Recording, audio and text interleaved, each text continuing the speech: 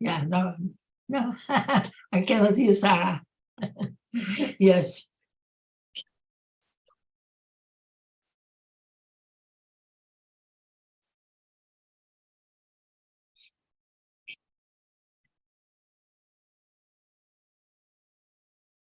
Morning, Nina. Morning, everyone. Morning, Sarah. So, Dika Ajan, I think you're here now. ค่ะสวัสดีค่ะ Rastika aja. สวัสดีค่ะอาจารย์ สวัสดีครับ สวัสดีครับท่านอาจารย์สวัสดีครับ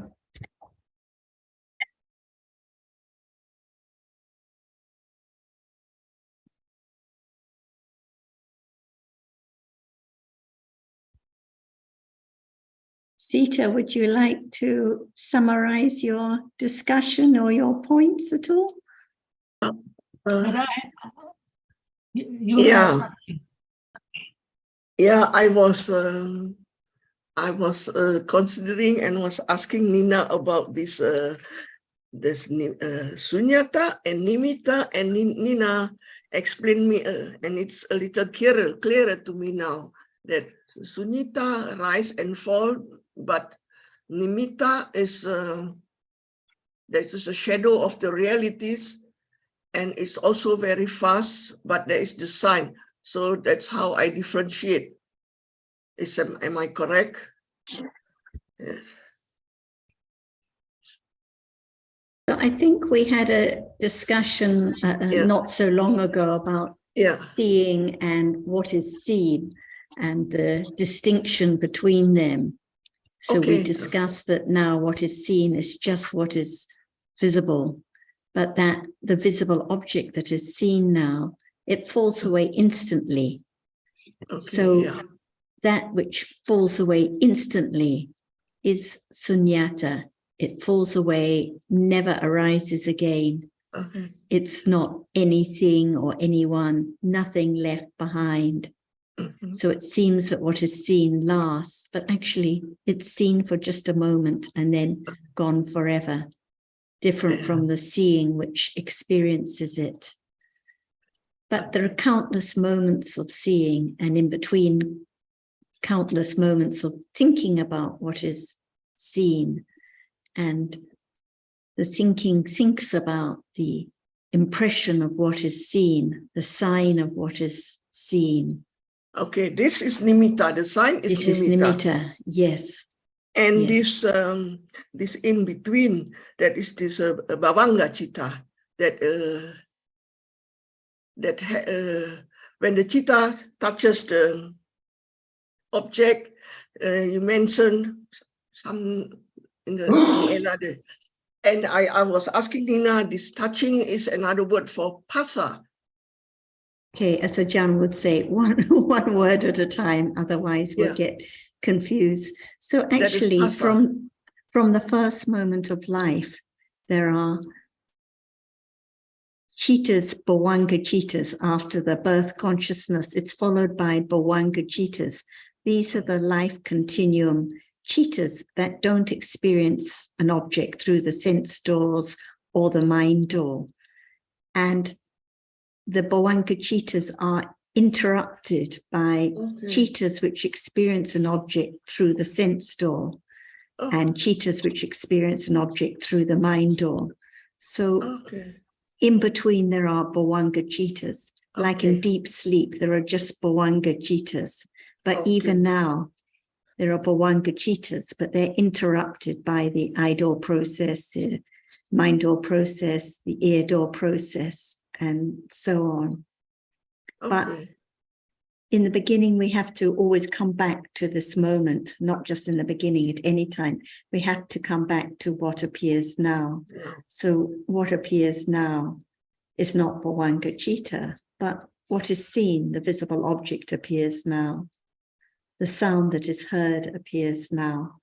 So there can be a little more understanding of what life is now by understanding what is apparent, what can be known now. There is seeing, but there is no seer. That's exactly the point. So now there is what is visible, what is seen, and it is the seeing consciousness, the citta, which experiences what is seen, that sees it. But now, where is the eye that can see it? It's just that imagined. It doesn't exist. So it's just the seeing itself which sees it. And then the seeing falls away instantly. Sunyata, gone forever. And no this one, seeing, no thing there. Yeah, is this seeing, this appearing? Is it, am I correct? So when the seeing arises and sees what is visible appears, but the seeing itself doesn't appear. It's experiencing the object which appears. But because there are so many moments of seeing arising and falling away, the sign, the nimitta of seeing can appear, can be known through the mind door. So when there is understanding and awareness, it can understand and be aware of the characteristic of seeing, because the nimitta of seeing appears and can be known. And this popping up is also what we experience. Is this popping up is the same as it come and it's gone. So like now, after seeing, attachment arises instantly, or ignorance, and arises out of nowhere, clings to what is seen and gone instantly. And just as there is a strong tendency of attachment clinging to what is seen, understanding can begin to develop, so that unexpectedly and without anyone trying to make it arise, there can be the understanding of what is seen or what is heard. But it just arises for a moment and then it's gone instantly. And then whatever arises, no matter it's attachment or understanding or doubt or thinking, it's just a Dhamma arising by conditions. No one that chooses or can make it arises. No one can stop seeing arising now. No one can stop doubt arising now. No one can stop think of whatever there are conditions to think about. So each reality arises by conditions and is gone instantly. No one there at all. Thank you, Sarah. Thank you.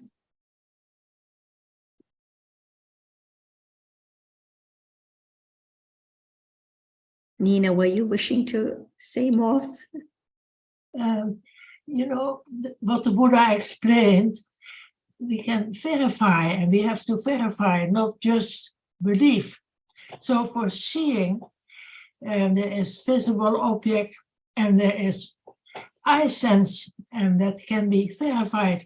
But there is one other factor, and that is karma of the past, and that we cannot verify.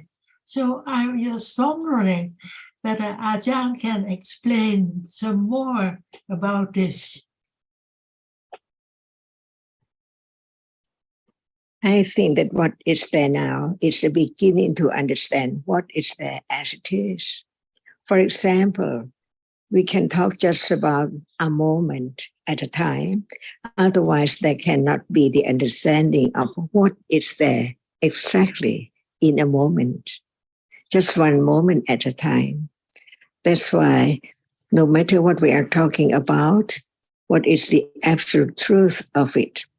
For example, there is seeing right now, no understanding of the truth of what seeing is as it is.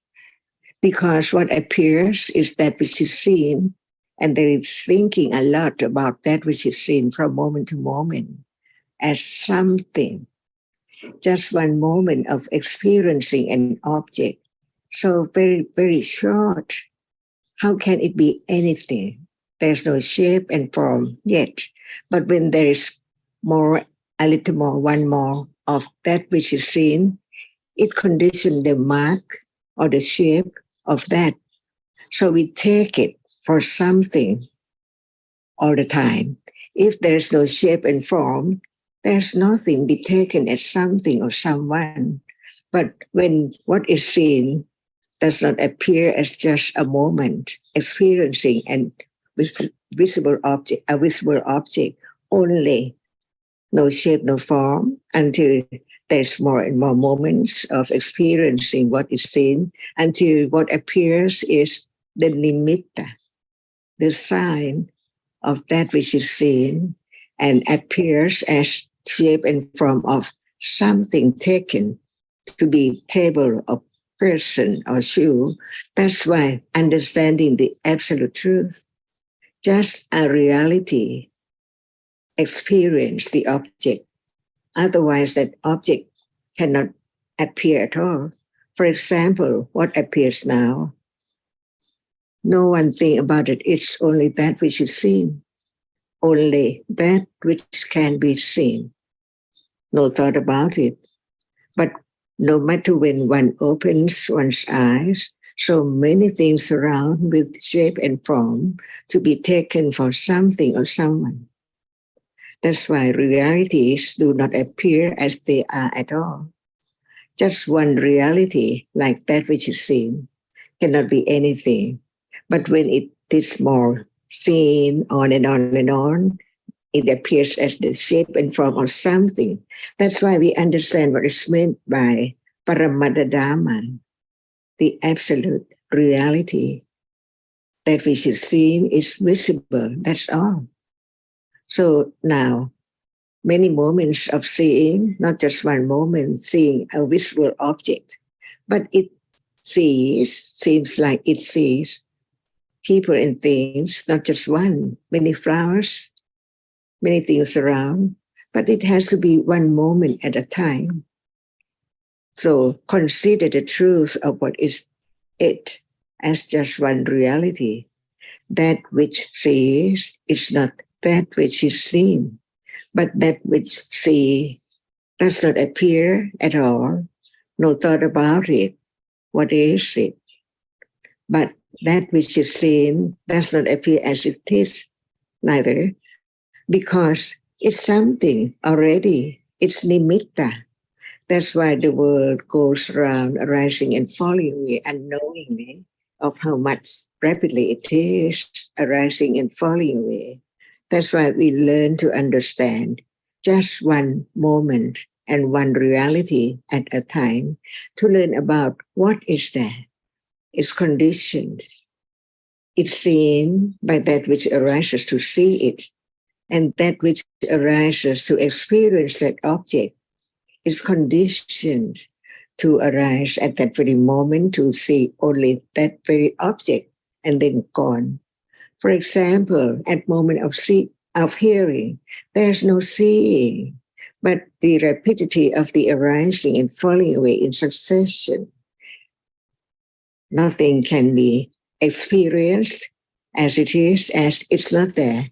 One moment, experience only one object, and the other moment, experience the object, whether it is the same kind, like visible object, or smell or what, depending on the conditions for what is there in a moment, from moment to moment, succeedingly. That's why we live in the world of nimitta. What appears always as something. Even just as sound, just only one sound. There is the idea, what is that? What is that? See? Or when there is something seen, not understanding because it's so short, but still there is the idea, what is that? What is that? Something there, that. That's why we live in the world of nimitta, from birth to death, from life to life, until there is the words of truth from the one who had to directly experience the truth, enlighten the absolute truth of what is there as it is. Like seeing is not that which is seen, hearing is not the sound, and so on, from moment to moment. And the arising and falling now is so rapidly that no one can understand the moment, one moment at a time. That's why no matter it is what kind of reality, whether it is seeing, what appears is just the nimitta of seeing, the nimitta of rupa, the nimitta of feeling, the nimitta of whatever is there, by way of experiencing the object, by way of procession, not just one experiences that can condition the moment of like or dislike instantly. It's conditioned by way of the way it is. Nobody can change. That's why there must be the reality, the citta, before seeing. And seeing sees and falls away. There must be other citta arising after that cannot see. Something like that is learned from the enlightened of the Buddha, who taught about the truth of each moment to be known from the very beginning, to understand whether it's true or not, what is heard about this moment. No one thought about the truth of this moment before at all. But the truth of this moment can be known.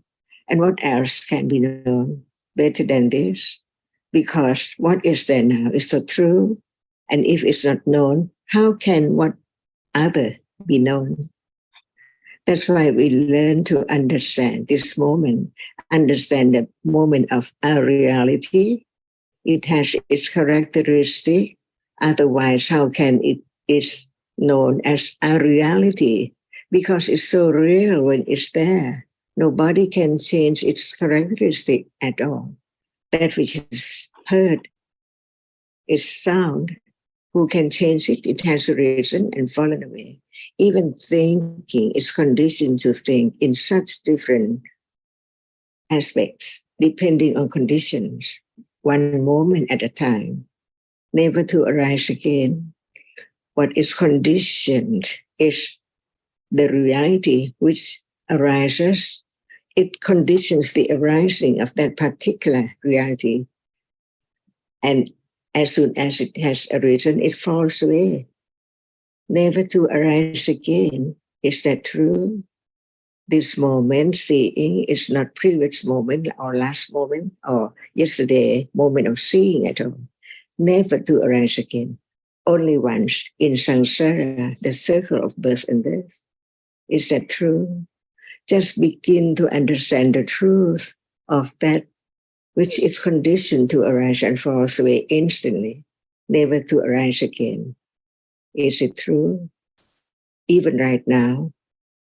But it doesn't appear as it is because the rapidity of the arising and falling away in succession. That's why what appears is many, many moments of seeing. To be known as seeing is a reality which arises and see, no matter when or even right now, not only one seeing, because what is seen is not just one object which is seen. So many objects arising and falling away. What is left is the sign of shape and form, nimitta. That's why whatever arises and falls away can be known only by nimitta. So understanding we live in the world of nimitta, from birth to death, even right now, or even at moment of realized truth, is the nimitta of one characteristic of a reality different from other reality, the nimitta of other reality. But even so, the understanding which experiences one object with right understanding of the truth can understand the difference between nimittas, nimitta of sound, nimitta of sight, nimitta of smell, all by nimittas appearing.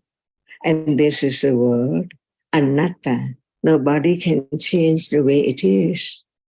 It has to be as it is by conditions. And as soon as it has arisen, it falls away instantly, never to arise again. And that is sunyata. Just a moment ago is not this moment. The sound is heard and then gone. What is heard now is not that sound which has gone. And what is gone can never arise again. Sunyata, completely fallen away, never to return, never to arise again.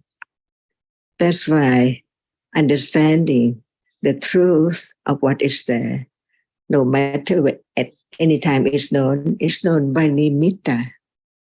And when there's no understanding, just live in the world of nimitta and ignorance and clinging and wrong understanding that is still there.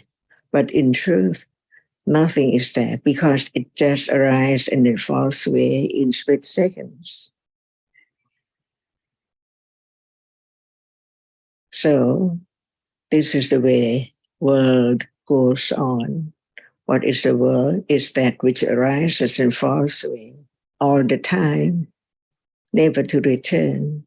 And if there is no understanding of a characteristic of a reality, how can it appear as it's not there when it falls away?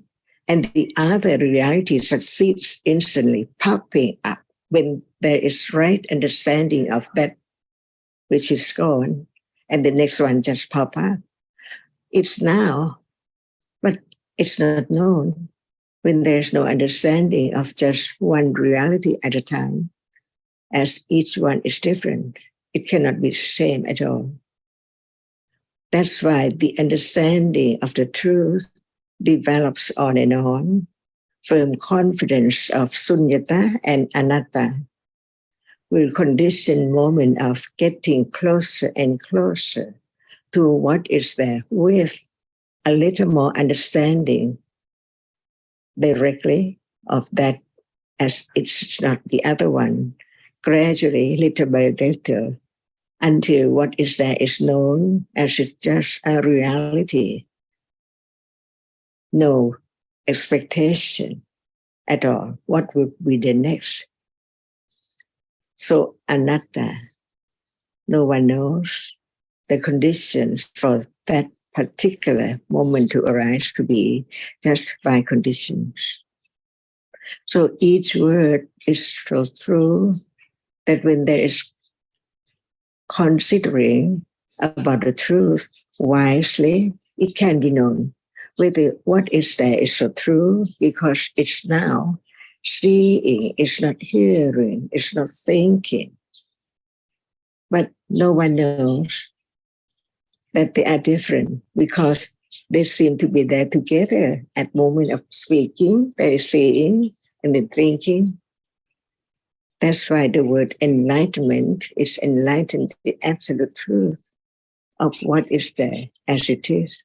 So real, not just as one used to take it for something permanent, like I am sitting, I am speaking. But in truth, what is there? Just one at a moment, at a time. For example, sound is that which appears now, different from the sound of music or the sound of the wind blowing and so on. There must be conditions for each reality, which condition what is there suddenly, instantly, in a moment, and then gone. But it can be known because it's so true. But the truth is so very deep, so very subtle, that it has to be moment of beginning to understand what is there as it is, as no one and no thing at all.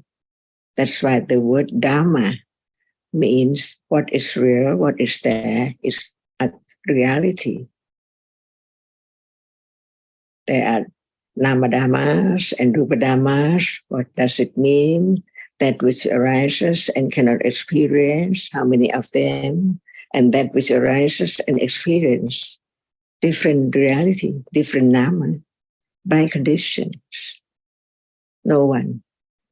Just a moment conditioned to arise and it falls away instantly, uncountable.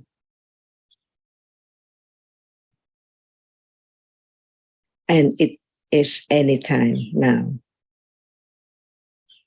The truth of it can be learned just about one reality at a time in order to have a little more understanding of the truth, which is so very subtle. Even hardness now, one might think that it's not subtle, but who knows? It's not my finger, it's not the paper, it's not anything. It's hard, and it arises and falls away. Who knows? Just like any reality, just arises by conditions and then falls away instantly. All the same, arising and falling away, and never to return, never to arise again. Is this the world?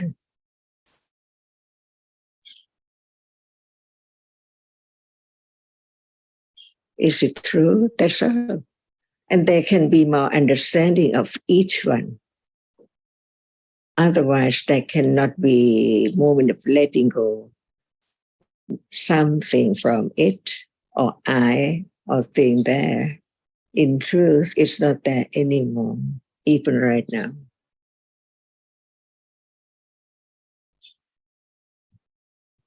It's something that pop up all the time, unknown, because each one is different. Each moment is different. And Panya can understand the truth, understand what is meant by popping up beyond expectation. And there must be understanding at that very moment, not just ignorance, not understanding what is there. What is there now as not it is, because it does not arise and fall away. It seems permanent. From morning up to now, who's there? From here to there, from moment to moment, all the time. So that reality and nimitta can be known. The word popping up is helpful, but there's still the factor of karma, which conditions seeing, and that is harder to understand. If there is no understanding of one characteristic which is different from other characteristics, how can there be the moment of understanding of that which is there no more and that which arises pop up instead? It's there all the time because seeing is not hearing, it's not thinking, it's not sound. Hearing is hearing, sound is sound. Yes, all Dhamma are pop up because all are Dhamma, but when Panya arises, Panya understand the expectation, unexpectedness of Dhamma. So,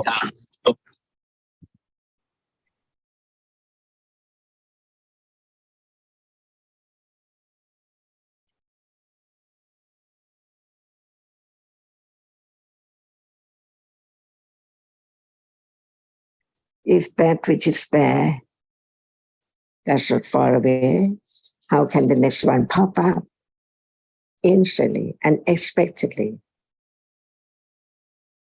Like now, unexpected moment after this moment. But right understanding is not enough to understand the truth of what is there. As nimitta, that in truth, how many moments arising and falling away, forming up the idea of shape and form of something and someone all the time.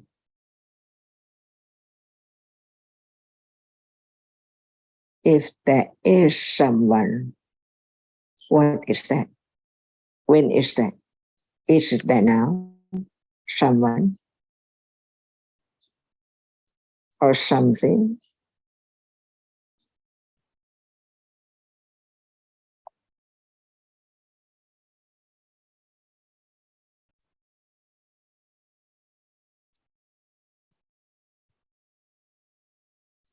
It's there to be known little by little.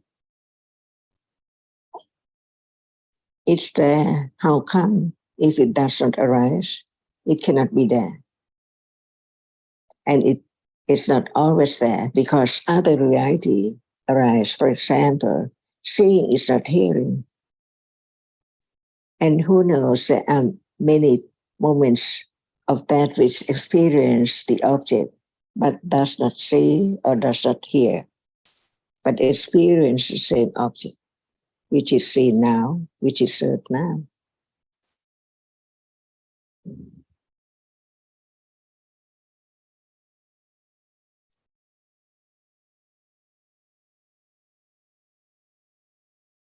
So there can be a moment of considering whether it's true or not, and what conditions such words of truth because of the understanding, because of ignorance.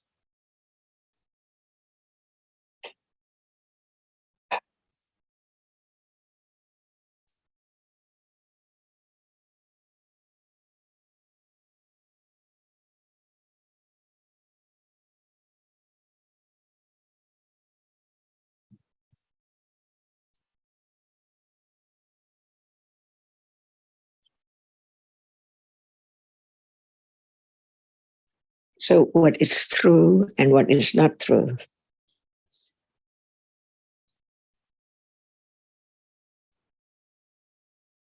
What are true is only Dhamma.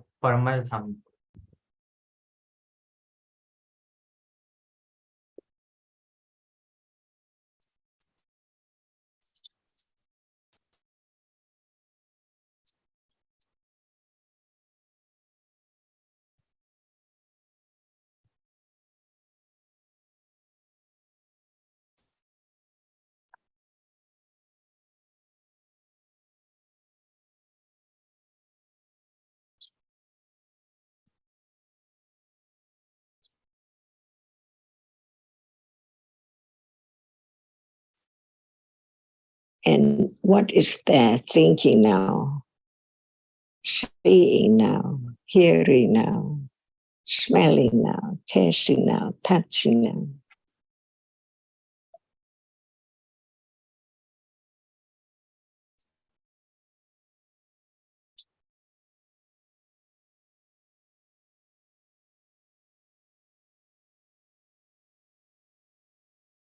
In short, we can say that what is life? It's moment of not experience anything through eyes, ears, nose, tongue, body, and mind. It's moment of fasting, being fast asleep. Nothing appear, no one, no I, no my house, no my thing, no my friend, nothing there. And then there's seeing, see, or hearing, or thinking. How come? If there's no understanding of what is there, how can it be known, the conditions for its arising?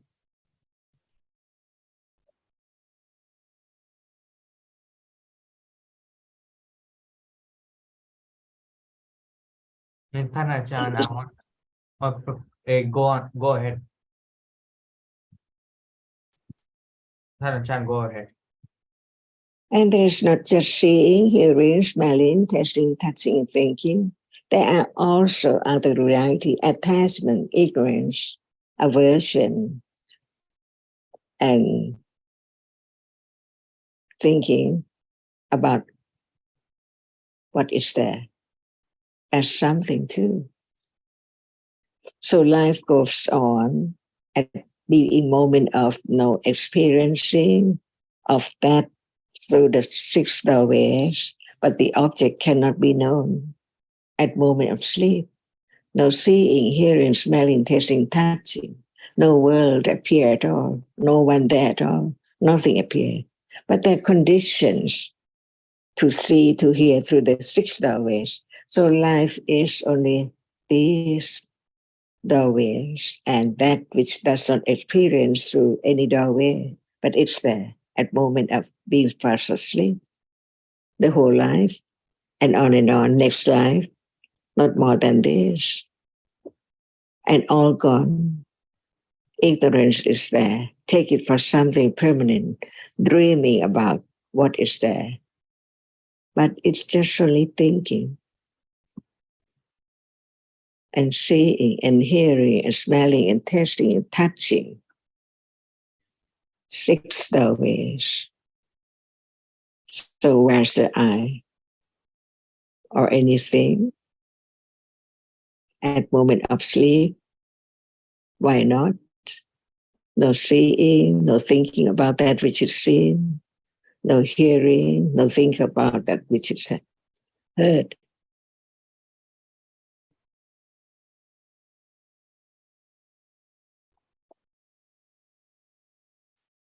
Is that true? This is such a parami. What is true is so true. And it's there now, depending on how much understanding of that which is there to let go the idea of something in life. So it has to be common life, natural life. What is there is conditioned, depending on whether there is understanding of any truth or not. Any truth. It says it, not me. It hears, not I. A reality conditioned to experience different objects. And there's so many conditions, even at moment of seeing. No one can make it arise at all because in truth, there is no one. There are only different realities performing their functions, different ones. So what is there now? It can be known from moment to moment, from one reality to another reality in life, until all are dhammas. No one and no thing. Even at level of intellectual understanding, it can develop on and on to be direct understanding of that which is now is not understood yet.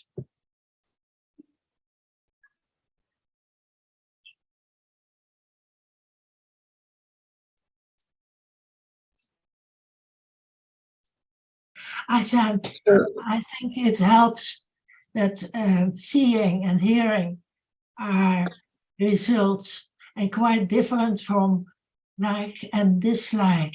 And this is a way perhaps to understand better that also karma is a condition for seeing and hearing.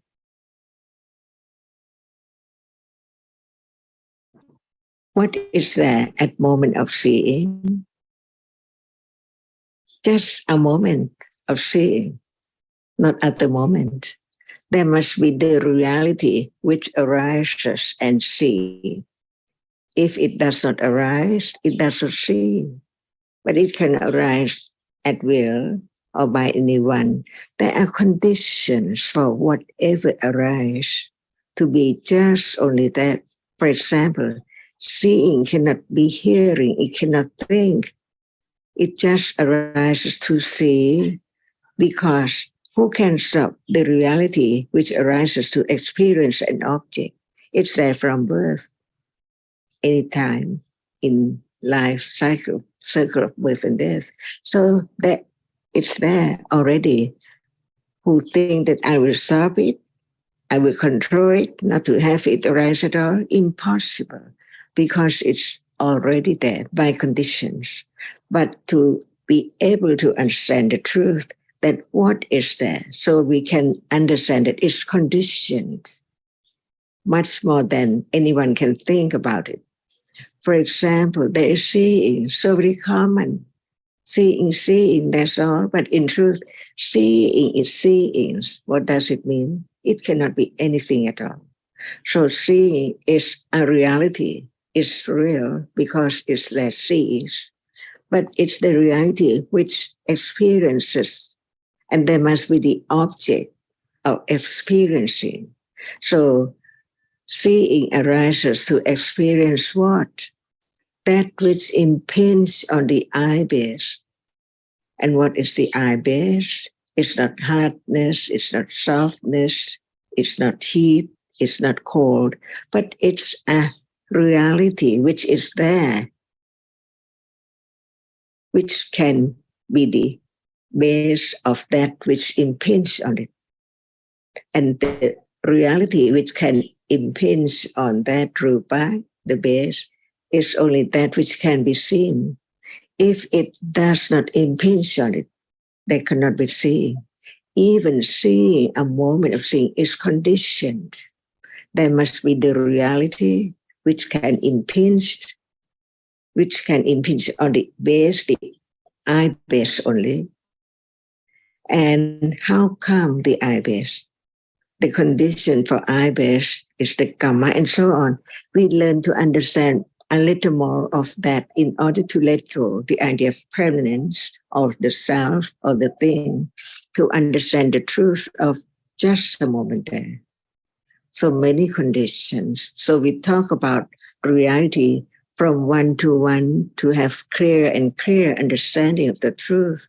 So now, no thought about the conditions for seeing, because seeing arises now and it sees. So seeing is a reality which sees. And what does it mean? Sees.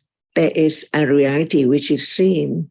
So seeing experiences that object by way of seeing it clearly. Nothing can experience that object as clear as seeing itself. It just arises to see.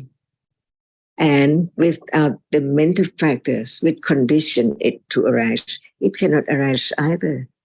So there must be many conditions in a moment to condition just seeing to arise. That's why I begin to understand what's meant by a reality, and that which experiences an object. Because of that is the eye base for that which can impinge on it. And the other conditions condition the seeing to arise to experience such particular object.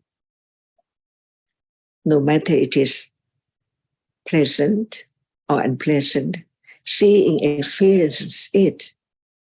But how come to experience the pleasant object? And how come to experience the unpleasant object? Not at will. There are other conditions too. That's why learning to understand the characteristic of that which is there, in order to understand conditions for just a moment of seeing that particular object to arise, and then gone, never to arise again in samsara. Sunyata.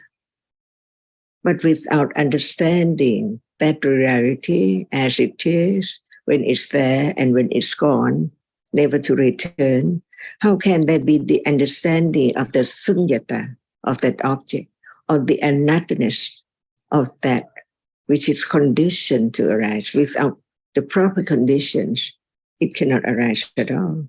And it just arises in a moment and then gone. No one can make it longer at all. And this is life. Is it true? To understand life, to understand what is there in life, is there anything or anyone in life, is to understand the truth of each moment, which is there now, beginning to learn about its truth. That which is seen is not that which sees. Who think about the seeing and who think about that which is seen, because there is ignorance, no one there. So it's I who see, and something there is seen. See, but in truth, it's just that, so very short and then gone. And this is the absolute truth of whatever arises. But that which experiences is shorter than that which is seen or experienced, because it arises and falls away to see before that moment the reality which arises and experience does not see. And this is the moment of truth that is not known until the enlightened one directly enlighten the truth of each reality. So whatever he taught from his experience directly enlighten the truth for anyone to understand the truth at moment of hearing and considering and beginning to be truthful to the truth, so that the truth can reveal as what is there as it is, because there is a reality which understanding it as it is, not as someone or something anymore. And this is the beginning of the path leading to realize the truth, when there is understanding a little more to let go what is seen as something, as what is seen is only that which is seen.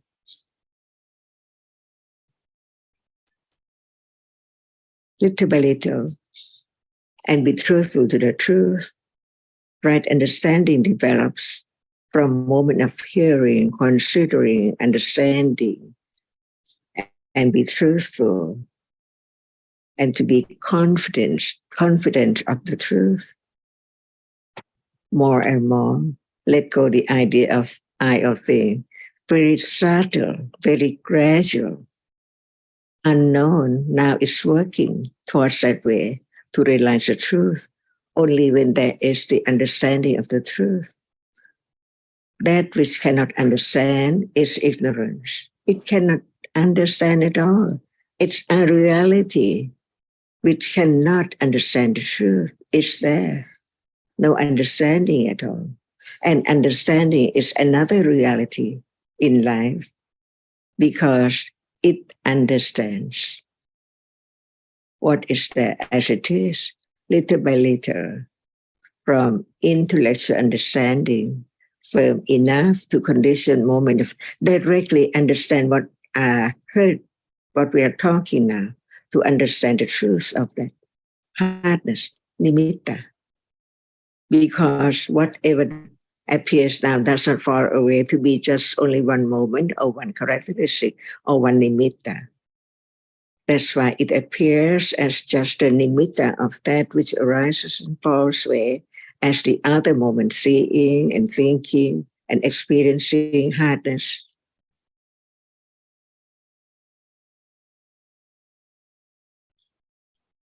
Just consider the truth, whether it's true or not, and what level of understanding is there of that which is now appearing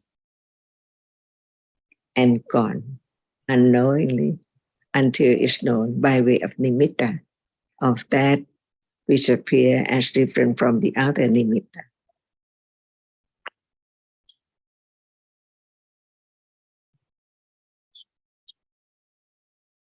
Is it boring or tiring or enjoying? Enjoying, Ajahn. It helps really, all the explanations. And we have to hear it over and over again. That's the way it develops.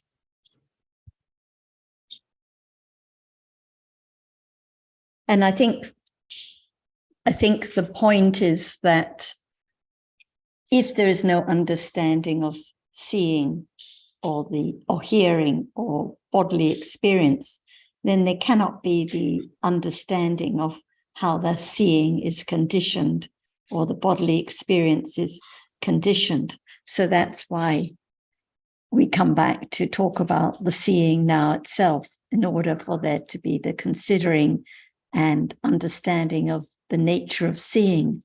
And like you say, seeing is different from moments with clinging or moments with dosa. The seeing doesn't hurt or harm. It's just the result. Citta, quite different from those cittas which are caused, like with the clinging or with ignorance that accumulate and lead to more and more trouble in life. So the understanding of karma that people usually talk about is just a story about karma. It's actually not any understanding of karma. People talk about the bad happenings in the day, or the bad weather conditions, or the difficulties with the pain, and talk about the karma. But actually, if there's no understanding of painful feeling, different from moments of dosa, for example, there's no understanding of the reality, and it's all taken for my painful feeling or my seeing.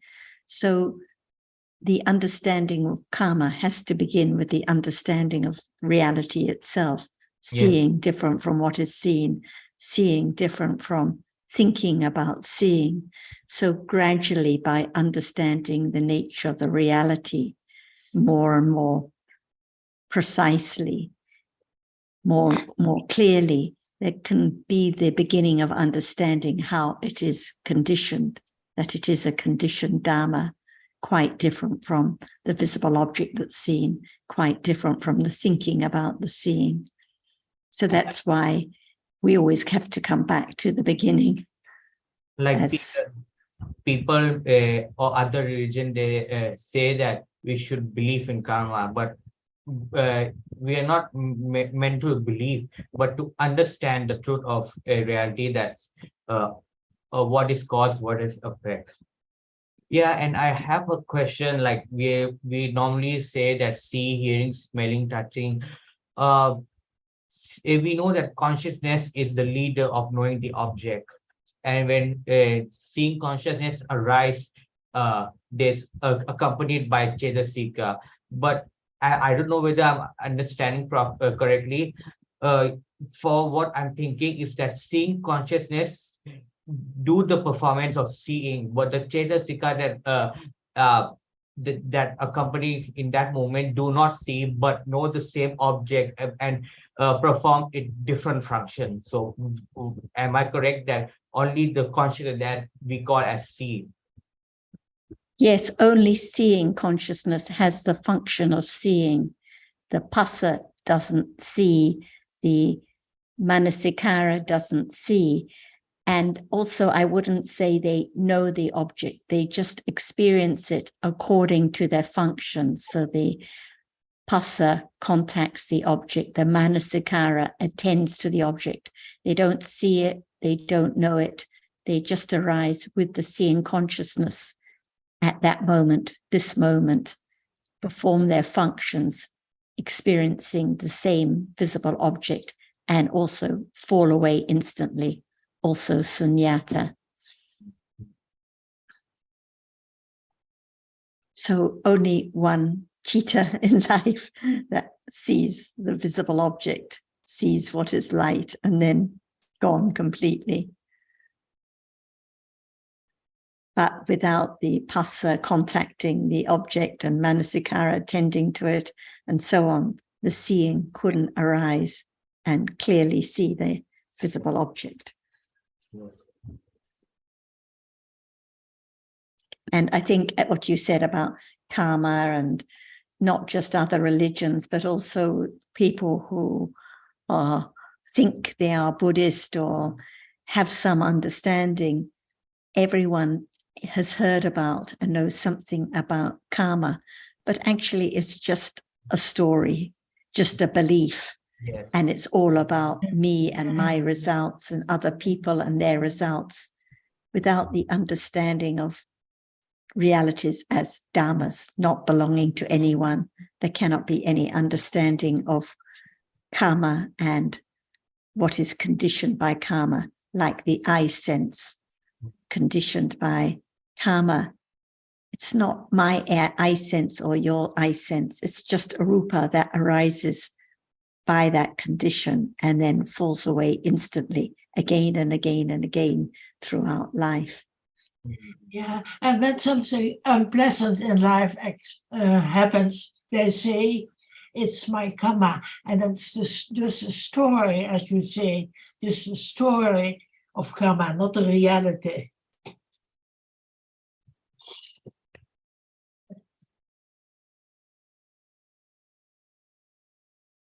Like one might say, oh, I've got this illness, or I've got cancer, and it's a result of karma.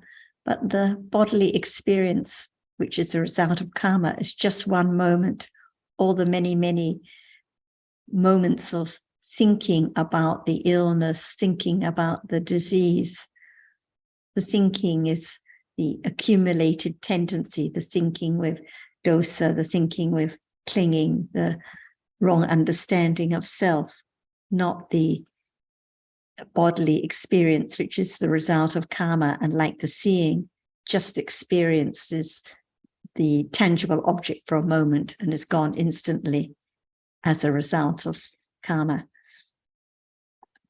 So that's why it always comes back to having to understand the different realities precisely in order to understand that they are just namas and rupas, not anyone, anything there. Otherwise, it's impossible to understand anything about the conditioned nature of life, of these different dhammas, these different phenomena that arise and fall away. Please excuse me, Sarah. I have a question. Seeing is vipaka, and it is, to my understanding, that sati does not arise at the moment of vipaka. It arises with kusala, but so I'm a little bit confused here at this juncture about vipaka. Is there not kusala vipaka? We call the seeing that arises now, we say it is either kusala or akusala vipaka. This doesn't mean that the seeing is kusala or akusala. It just means it's the result of kusala or akusala karma in the past. That is the reason. So the vipaka itself, the seeing now, is not kusala or akusala. As you say, there are no wholesome or unwholesome roots, but it is the result. The seeing which sees a desirable object now is the result of kusala karma in the past, but it's just a moment of experiencing. Who knows whether the object seen now is desirable or not? So it's unimportant. It's just a moment of experiencing, which is result. And if there is any understanding of seeing, it has to be through the mind or process later, or in the case of the Buddha, it may be through the idol process also, but not at the moments of seeing, as you said. And it experiences that reality, the characteristic of seeing, by way of nimitta. So panya can never arise with seeing. It's always the nimitta, the characteristic of the reality which is understood. Only, I see. So sati, it's not that the vipaka, whether it's kusala vipaka, that sati doesn't arise at that moment. It's only afterward. The panya does. Okay. Thank you for clarifying that. Right. If we're talking about some kinds of vipaka, like the bhavanga citas in deep sleep, which are also the result of kusala karma in the past in human realm, then they have to arise with some sobhana cetasika such as sati. But if we're talking about seeing, hearing, smelling, tasting, and touching, they are the result of either kusala or akusala karma, but only 7 cetasikas arise with them. No sati arises, no matter whether it's the result of great kusala karma in the past. It's the rootless vipaka citta. It just arises, experiences a desirable object if it's the result of kusala karma, and then is gone. So any sati arises with the wholesome cittas that follow, not at that moment. But usually when it's a result of kusala karma, the experiencing of desirable object, usually it's lobha that follows. Yes, precisely, Sarah. Panya and Sati are not universal Chaitasikas. Where was I going? So thank you for clarifying that. I appreciate that. Thank you. I think often people find it confusing because they're referred to as kusala or akusala vipaka. But the point to remember is that just means they are the result of kusala or akusala karma in the past. They themselves are not kusala or akusala. Sarah, if we go back to Nina's original question about karma, isn't it true that actually karma can never be proven because it's a domain which is the Buddha's domain, and that while we can understand the difference between seeing and visible object, the conditions for seeing cannot be known precisely in the same way that the Buddha would know. So the understanding of karma will always be a belief. Is that, or perhaps have confidence on, but it cannot be directly known by anyone other than a Buddha, or perhaps a very like Sariputta or Moggallana. The understanding of karma, of course, it can never be the understanding that is the Buddha's or Sariputtas or Moggallana's understanding. But as the understanding develops, and when it is vipassana jnana understanding that understands clearly, the second stage of insight is the understanding of the conditioned nature of dhammas. And I think at the third stage, when it is the understanding of the arising and falling away of dhammas, there is the understanding of karma. So now it's difficult to imagine because even the realities are not understood clearly. But as the understanding penetrates deeper and deeper, more and more precisely, more and more clearly, the nature of conditioned realities, not the words, not the terms, but the actual understanding of realities being conditioned in different ways becomes firmer and firmer, not just a belief. But it's never going to be the detailed nature of karma and the intricate nature of what is the result of what karma in the past, which is the Buddha's domain. Yeah, thank you. I just want to say that, like right now, even we can understand intellectually that seeing is the result of bad previous karma. In order for seeing, they have to have sensed eye door, eye base, and then visible object in binge. So it's actually we can start from intellectually understanding what is cause and what is result. That also starting to know Dhamma.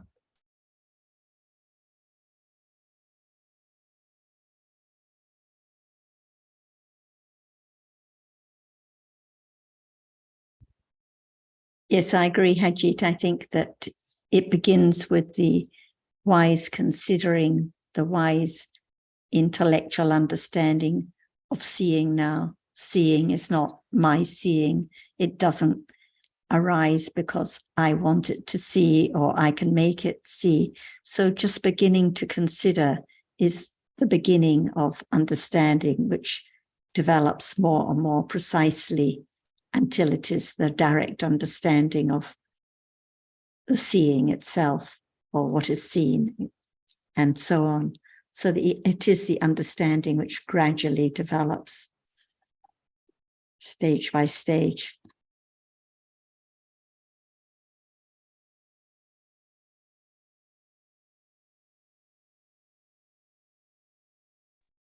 I have a comment about seeing. It's often said that the object has arisen already and it's gone. And I've always found that a little difficult because I'm now looking and trying to intellectually understand the moment of the object has arisen already and gone. And yeah, I just can't get my head around it, that seeing arises, sees an object, but it's already gone. Ajita, yeah. Ajita, you can consider from the standpoint of that particular intention, that trying to understand, hasn't that already arisen at that moment? So the same way, all dhammas are like this. They have arisen, they arise by conditions, and they have already arisen.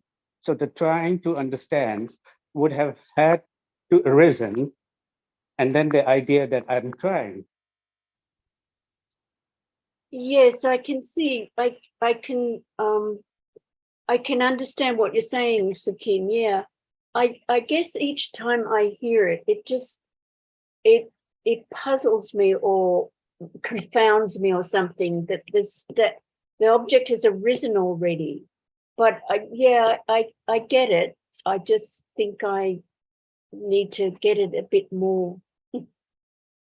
So thank you, Sukim. Like the seeing now, it's gone. It's a different moment, different thinking, each one gone by the time one even mentions it.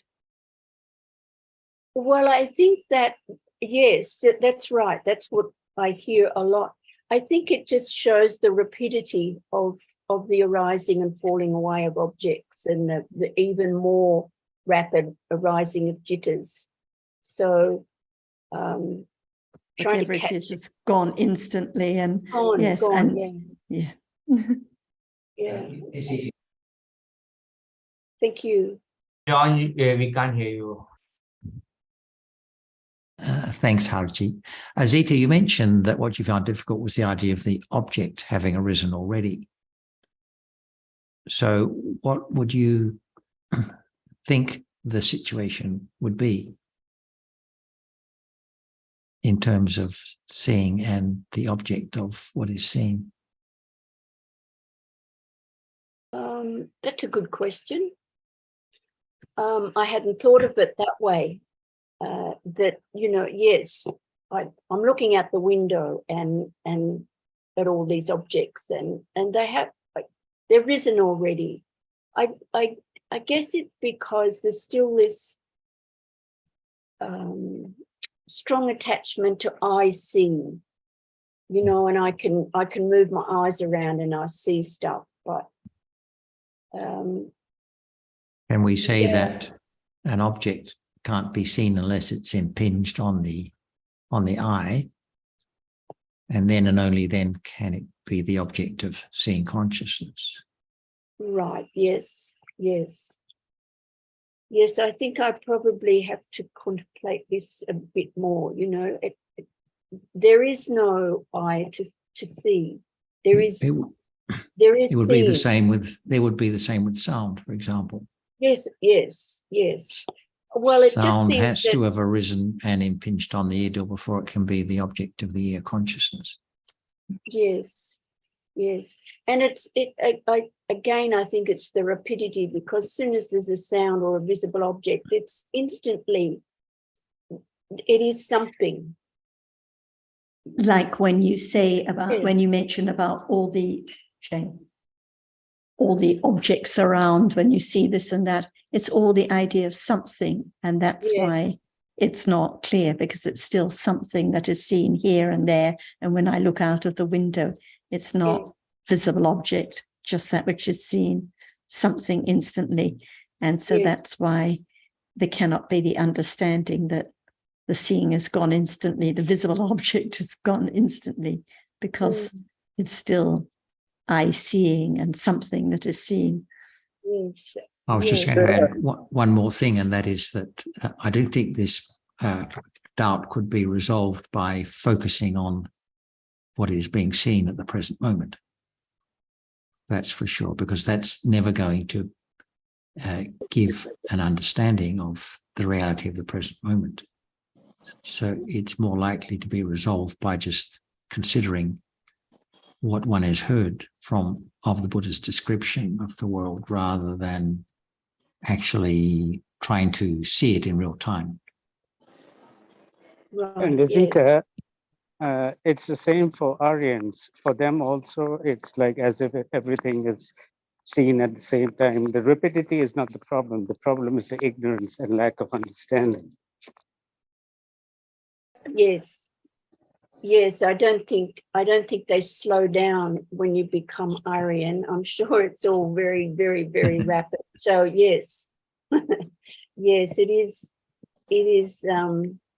I guess it's clinging to wanting a bit more knowledge, but I do firmly believe and see that it works. Just the listening and contemplating when there's the right conditions. I've just got one other comment to make also, and the mechanics of the sense door process is not what needs to be understood. What needs to be understood is the whatever appears at the present moment. So we don't actually need to resolve the intricacies of the seeing process or the sense door process. But of course, they do, I presume, become more apparent as understanding increases. But it's really more about a better understanding of whatever is appearing at the present moment, not trying to see things that aren't yet appearing. Or not, just not, yeah, okay, thank you. Also, Azita, can you hear me? Yes. Yeah, I think, Robert, hello. yeah, it's Robert. I think we also have trouble understanding that the object's also gone, because when we look at an object, it seems like it's the same object. If we're looking at a Coca-Cola can like I am right now, it seems to last, but actually that Coca-Cola can or that object, the rupas, have already disappeared. They're already gone and they keep falling away. It's just that they're 17 moments, they last 17 moments longer than the cheetah. And yet it seems like this physical world is more or less the same, but it's gone. It's completely gone. And that's another aspect that we have to consider, I think. Well, I think you've really nailed it for me, because that's exactly it. It just seems like it's there all the time, and you know that's gone already, but it's not. It's there. So yeah, thanks, Robert. That was great. Sure. Yeah. Thank you.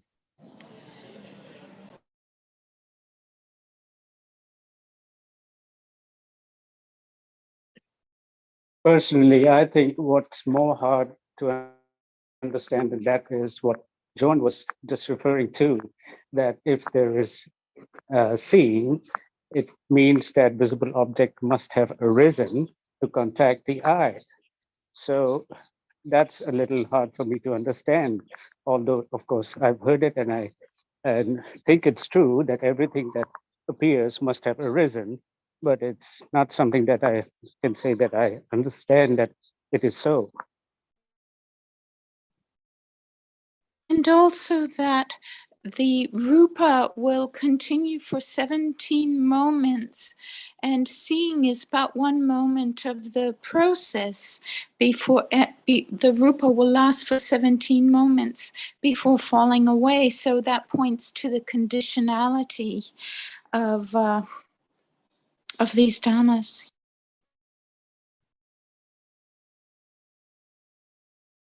Yeah, Nina wrote something once about how it's like a little miracle that a moment of seeing arises, because there's so many conditions for the visible object. There's so many conditions for the eye base. There's so many conditions for the jaku vijnana, and they all have to coincide. And it's only for an instant that they coincide. So it's really quite surprising that we see it all, really. But it's all by conditions, of course.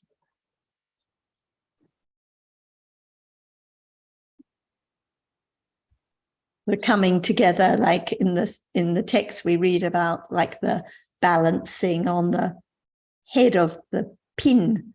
So all these conditions have to come together for the balancing on the pinhead. Yeah. This is with regard to the ayatanas, the meeting of the different dhammas. So the visible object has to have impinged on the eye sense, and the seeing consciousness has to have arisen. The different cetasikas have to have arisen. There have to be the coming together of these different realities for that one moment of experience that has gone instantly. And of course, what makes it hard, or the real hindrance, is the trying to understand, trying to catch the seeing or the visible object, or trying to understand karma, because this is I clinging, and this is what hinders the natural development of understanding. And that happens all the time. I mean, when Nina brought this thing up about karma, I was thinking just about this, that we tend to want to know more than we are capable of. We hear something and then we want to understand it. But as you often remind us again and again, that it's just a Dhamma that we don't understand, but we want to know which kind of Dhamma, whether it's a cause, it's a result, just because we heard about it, and we have that clinging, wanting to understand that, what we just heard. But, you know, what is reality, even that is so hard to understand. Clinging to wanting to understand what it would be like to know the rising and falling away of the dhammas and the direct understanding of karma. But if the seeing now is not understood, however much we read or hear or theorize, it cannot be known. So that's why the understanding always has to begin with just what appears naturally, the opposite of I trying to work it out or trying to understand. Yes, that's why Ajahn always emphasizes that, because we have a question about karma, and then we may wonder, why does he not answer directly this question? But it is very good that she will start with the basics, because if there's no understanding of the basics, no way to understand karma.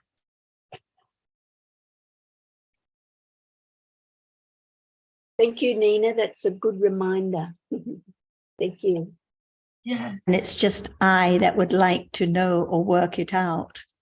But if there's not the understanding of seeing now as not I, what is seen as not a thing, not I, then there can never be the understanding of the answer. So that's why it has to come back to understanding and considering more about what appears now as Dhamma, not something, not I. Tanika, we are lovely to see you. You have any question?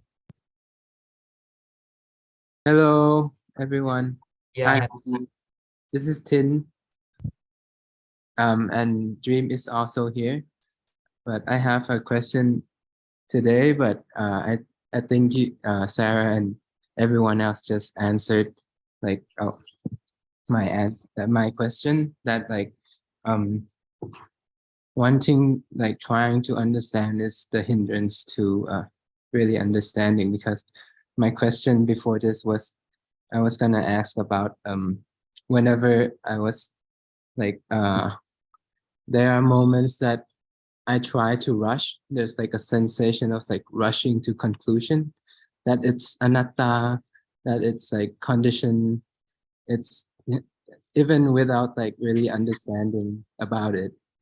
Like when there, I feel uncomfortable or something like that, I would like, there's this rushing to conclusion. And well, my question is, that's probably like the lopa, right? Of clinging to trying to understand. Is that right?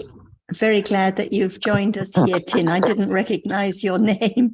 And exactly as you say, it's I and Loba that would like to know, that would like to have more understanding, that would like to understand the point. So the hidden clinging to I is there all the time.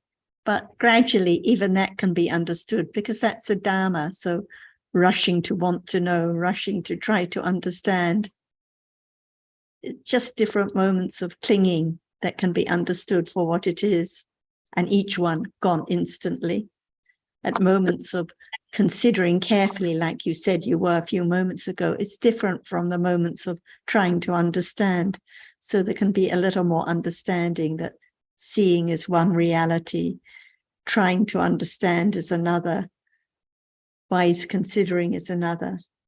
Just different dhammas rolling on one at a time, none of them belonging to me.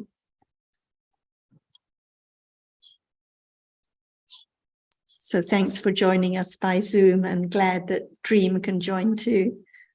Thank And you. if I could just add, Tin, there's no need to think that one has to wait until there's no attachment before actually asking a question, or because that is the nature of the being. There's always attachment of some level or other. So it's not something that has to be absent in order to think that one can ask questions and contribute. And that, John, would be exactly attachment that would come to that conclusion. That's right. Thanks, Vikin. And we think it's just my problem, my rushing, my trying to understand, but it's just common. Clinging is common. Only an arahat has no more clinging at all. And clinging to I and the mana that we discussed before in a discussion, all these dhammas so common, but they all pass away instantly. In truth, none of them belong to anyone.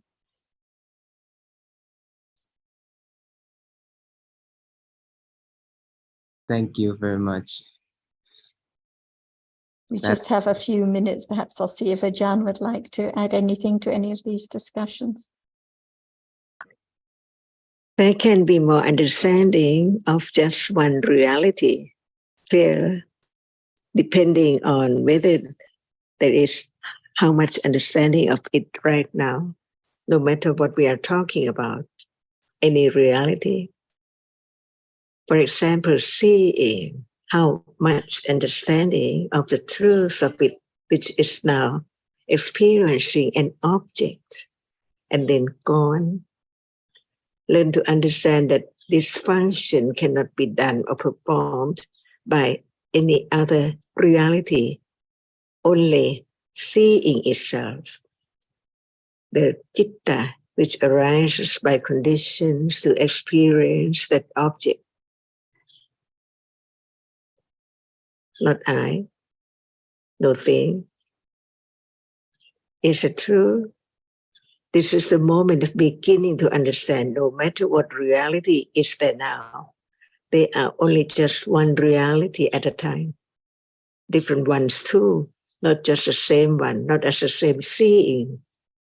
Now, many, many moments, how can it be known? Without considering the moment of very short to see, just that which is seen, not as anything at all.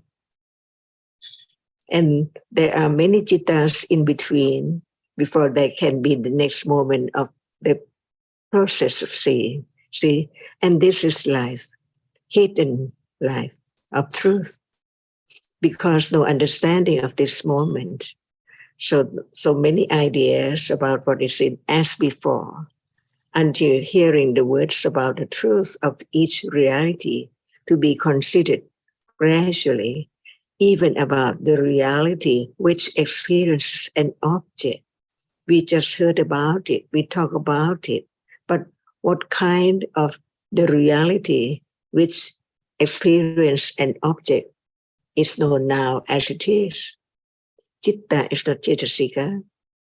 Without understanding that citta is not cetasika, can it understand better that what are there is not only one reality, but even many realities are there. Only one can be known or can be directly experienced, only to be known. For example, when there is no attachment, how can there be the understanding of attachment? just think about attachment. And even there is attachment right now, there can be moment of thinking, just thinking about it, but not getting closer and closer to the reality which arises and cling or think. Each one is different. That's why learning about the truth one by one to have more understanding, to let go the idea of things, something, or someone all the time. And it has to be daily life too.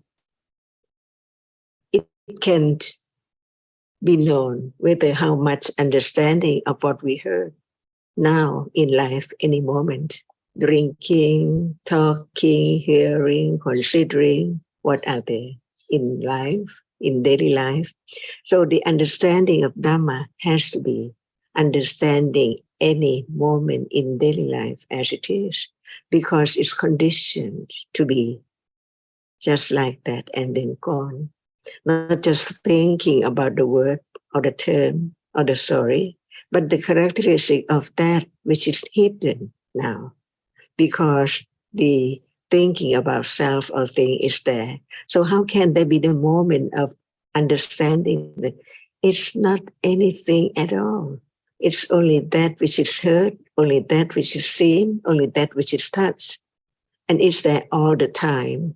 So it depends on firm confidence of the truth, little by little, to condition moment of beginning to just think about or attend to the characteristic which we have the understanding that it cannot be anything else. Hardness is there, but it's not known, just hardness as it is, because at that very moment, the other object appear. It seems like they appear together. That's why in truth, there must be the understanding of one characteristic of one reality at a time. To see the difference between each one, to know that that which is there is not the next which is there. So the previous one is gone instantly, unknowingly. That's why learn to understand that what is there is just in a moment. And what we take for a moment, there must be many sub-moments. For example, there must be citta before seeing, and there must be citta after seeing, unknown, but they are there. So what is experienced is through six doorways, while the other realities are there. But if they are not the object of understanding through any one of six doorways, they cannot be known. Nothing can be known. That's why only one reality can be object of the development of understanding of the truth. It's not always there. Is that right?